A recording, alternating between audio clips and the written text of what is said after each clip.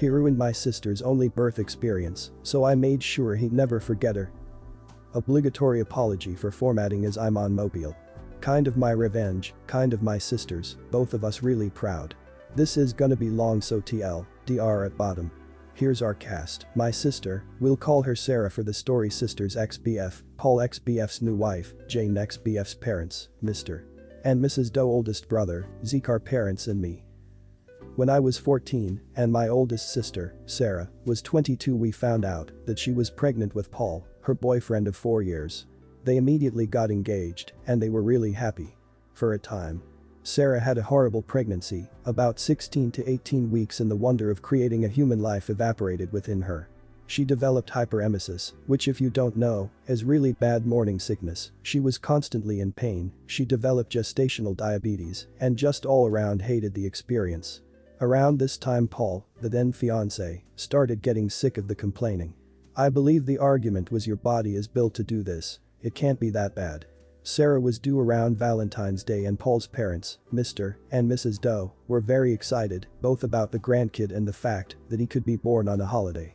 She was very against that and really hoped that her son wouldn't be born on a holiday, even one as small as Valentine's Day. Her birthday sometimes falls on Easter, and she hates it because it might make him feel that his day isn't very much about him. Well, Mrs. Doe says something like, well, if you name him Valentine or Valentino, then that'll make the day even more special to him. Again, sister hated the idea. She thought it was tacky, he'd be bullied for it, and just really didn't like the name Valentino. Paul loved it, but agreed to go with a more average name like Daniel or Jared. Fast forward to February, and she was ready to get this over with. Sarah had officially been put on bed rest because while standing or walking her blood pressure took unexpected spikes and dips. I look back now, and goodness do I feel bad for her. She was doing her best to avoid giving birth on Valentine's Day because, again, she didn't want him born on a holiday. Unfortunately, births happen when they happen, and that baby was going to come on Valentine's Day, whether she wanted him to or not. I remember waiting out in the waiting room with my dad, brothers, and Paul, who couldn't stand to be in the delivery room because it was gross. I was so mad that he could have gone in, but wouldn't because he thought my sister was gross while giving birth, whereas I had to stay outside because I was too young to go in with my mom and other sister. Dad went home with the youngest 2 brothers while the oldest, Zeke, stayed to watch me because I refused to leave. 16 hours after Sarah went into labor, my little nephew was officially part of the family on the evening of Valentine's Day. Unfortunately, Sarah was not okay. She had to have an emergency cesarean section, and while doing the operation discovered that the back of her uterus, facing her spinal cord, had a very large and very severe, thankfully non-cancerous, tumor. When I say large, I mean it was twice the size of a standard uterus. The doctors were shocked and didn't understand why nobody had noticed it on an ultrasound. It accounted for her severe back pain and blood pressure issues. The doctors immediately went in for more surgery to remove the tumor, but sadly ended up having to perform a full hysterectomy. This meant that my nephew would be Sarah's only child. Now while Sarah was in for surgery, Paul was taking care of everything baby related to make sure his son was okay. In my 14-year-old self's memory, I remember him being suitably distraught, but I didn't really pay him much mind and spent my time in the waiting room with my mother and other sister. Zeke, however, wanted to be a good future brother-in-law and make sure that Paul was okay. He found Paul filling out the baby paperwork on his own, looking, in my brother's words, like he had not a single worry in his mind. Zeke asked why Paul didn't wait for Sarah to fill out the paperwork as she should have been put of surgery within the hour, and Paul said that he just wanted her to get a rest and heal. That checked out with Zeke, as he was 16 and didn't know any better at the time. Now I know what you're probably thinking. No, he wouldn't. He knows how much she hates that name. And still, she'd need to sign the paperwork too. My fellow peoples of Reddit, I regret to inform you that Paul forged Sarah's signature on the paperwork and waited until she was out of surgery to hand said paperwork over. My sweet nephew, that was born on Valentine's Day, was named Valentino on his first official birth certificate. I still to this day don't know why Paul and his family were so insistent about the name. He had even picked out a different one with my sister. And before you ask, no, he was never brought up on forgery charges because his parents were witnesses to her signing the papers, even though they only got there at the last minute. So, Sarah dumped him and got her son's name changed a month later. She was willing to do split custody with him because that's her son's father and she wants the kid to know him, but Paul vanished and she never heard anything back, which seemed weirdly out of character to us. Until a mutual friend on Facebook was tagged in his wedding pictures 6 months later. Paul had apparently started cheating on her not long after she got pregnant. Sarah was livid, but there wasn't much she could do, so she filed for child support and continued to live her best life. Until 6 years later. This is where the revenge starts, my friends. So, Sarah has been a single mother for the past 6 years and has been amazing at it. At this point in my career, I've been a hairdresser for about 8 months at our local Great Clips. I'm working one day, and who is seated before me but Jane, Paul's wife, herself. I take her back for a trim, and she clearly has no idea who I am. That adds up, because a mutual friend that still keeps in contact with Paul said that Jane doesn't know a thing. She has no idea about Sarah, that she was the other woman, or that Paul actually has a kid that he's been, infrequently, paying child support for. She's in the dark on it all. I told myself not to be an ass and treat her like a normal customer, which I did. Now at this point, Jane was heavily pregnant, so a lot of our conversation was about that. She loved being pregnant, but it was hard, her husband was so unsympathetic, big shocker, and she was due in 10 weeks and they still hadn't picked out a name for their baby girl. Ladies and gentlepeoples, this was my chance. I asked what kind of name she was looking for and she said, I want something unique and unusual, but not ridiculous like Braintley, you know the ones I'm talking about, and Paul had suggested so many already, and she didn't like any of them. So, I, conniving little weasel I am, said what about Sarah? My sister's name isn't actually Sarah, she was named after an older family member that passed not long after she was born, but there was no female equivalent for his name, so her parents created one. It's a beautiful name and just what Jane was looking for. She loved it, she stuck by it, and I found out by stalking her Facebook months later that she had put her foot down about it and that was their daughter's name. Now Paul has a daughter with his ex's name to remind him every day about her and to also remind him to pay his child support. Little nephew is 10 years old now with a new name and no contact with his biological father, though we do still sometimes call him Val as a family nickname. He likes it, but doesn't want to bring it to school, so it's staying a family nickname. Sarah pretends to hate when we call him that, in a joking way. As long as he likes it, she doesn't have a problem with it. And she's seeing a new guy who's really great and like a father to Val. Senior manager gets me fired. I turn things around and get her job and salary, plus see her break down and then let her know exactly how I got my revenge. I was hired by a company as an assistant manager, a job I was well qualified for. The owner is rarely on site as he owns several businesses. The company is run by a GM who hired me, but who works mostly second shift and who I therefore would have little daily contact with since I was hired for first shift. I was assigned to Eva for training. Eva was a manager and had been with the company 5 years. I trained with her for a few days and then I was on my own, though she and I had overlapping shifts and would see each other a few days a week. We were friendly but not close. After a few months I was doing well at my job and had even gotten some new procedures adopted to help boost sales. Eva began to act resentful. She would correct me for small things and took any opportunity to remind me that she had trained me. It didn't matter to me, she wasn't my boss, I reported to the GM. So, I mostly just ignored her.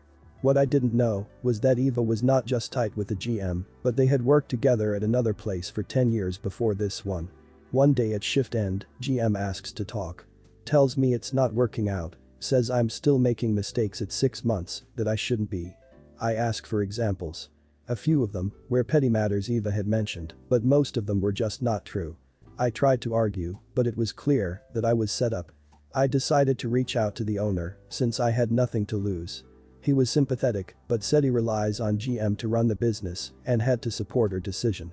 Then he mentioned that if things hadn't been so bad between me and Eva, it probably could have been worked out. That's when I knew she was behind me being fired from a job I needed, really liked and was making great money, and I vowed to get revenge. I started searching her online info.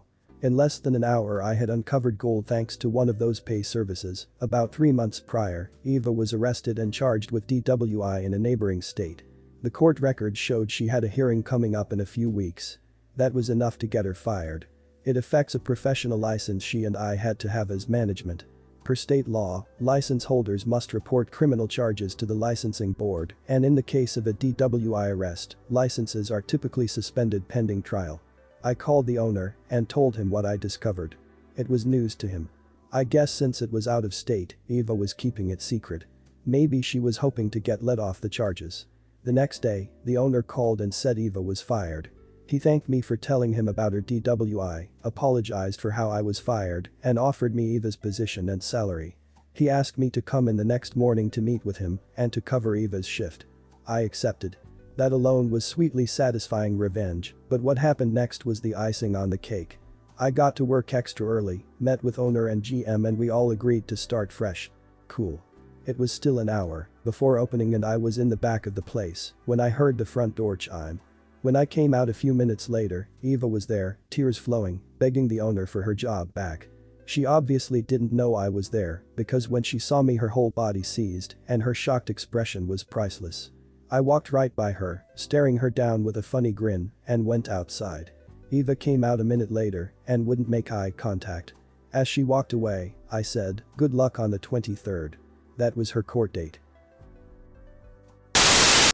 I got fired and went after the boss's money, his hotel and his marriage.